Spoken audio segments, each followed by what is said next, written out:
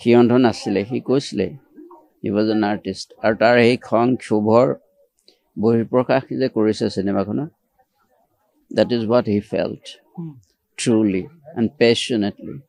He wanted to change everything, change our culture.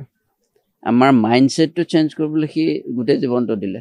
অসমৰ সেই বৰভূমিকম্পৰ পাছত আটাইতকৈ ডাঙৰ ভূমিকম্পটো এইটোৱে, জুবিনৰ মৃত্যুৱে আনি দিলে। ই আমাৰ অনুভূতিৰ ভূমিকম্প। ৰৈ ৰৈ বিনালে ছবিখনে ইতিমধ্যেই বক্স অফিচত ধুমুহাৰ সৃষ্টি কৰিছে আৰু মই বৰ্তমান উপস্থিত আছোঁ শিৱসাগৰৰ ভাস্কৰজ্যোতি ছবিগৃহত।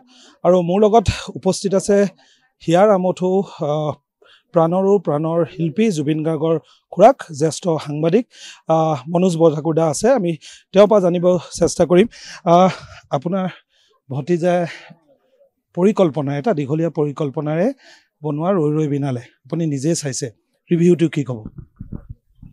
চাই অনুভৱ হৈছে আজি আচলতে সি অন্ধ নাছিলে।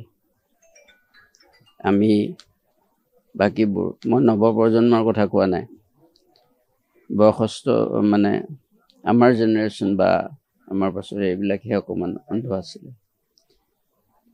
সি অন্ধ নাছিলে, সি কৈছিলে হি ৱাজ এন আৰ্টিষ্ট। আৰু তাৰ সেই খং ক্ষোভৰ বহিঃপ্ৰকাশ যে কৰিছে চিনেমাখনত, that is what he felt truly and passionately.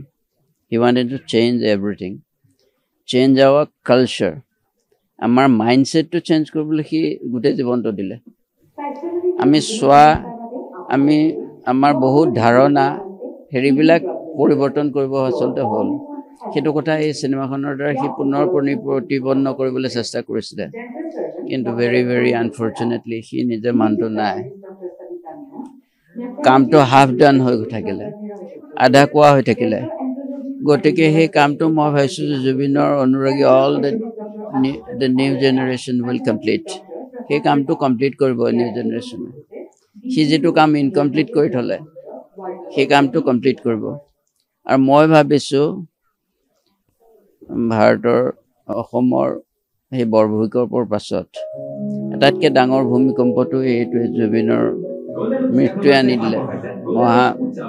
ই আমাৰ অনুভূতিৰ ভূমিকম্প, অনুভৱৰ ভূমিকম্প। এইটো বহুত ডাঙৰ কথা, আমি ভাবিছোঁ এইটো যদি আমি ভালকৈ অনুধাৱন কৰোঁ, ভালকৈ আমি সঠিক পথত যাব পাৰিম। Will set the society right. যিখিনি ভুল হৈ আছিলে, ভুল বুজা বুজিছিলে, এইবোৰ দূৰ হৈ যাব। জাষ্টিছৰ বিষয়ে কি ক'ব? জাষ্টিছ পাব, জাষ্টিছ পাব। We have faith on our legal system. আমি সেইটো আমাৰ বিশ্বাস আছে, পাব জাষ্টিছ। ছবিখনৰ ৰিভিউটো চমুকৈ একদম এটা বা দুটা? এইটো অকণমান it will take a little মোৰ টাইম। ছবিখন চোৱাৰ পিছত মানুহে অকণমান সময় নিৰলে ভাবিবলৈ সময় পাব লাগিব, তাৰপিছতে অভাৰঅল হেৰি এটা কৰিব পাৰিব, এছেছমেণ্ট। বহুখিনি পাৰফেক্ট, বহুখিনি হেৰি।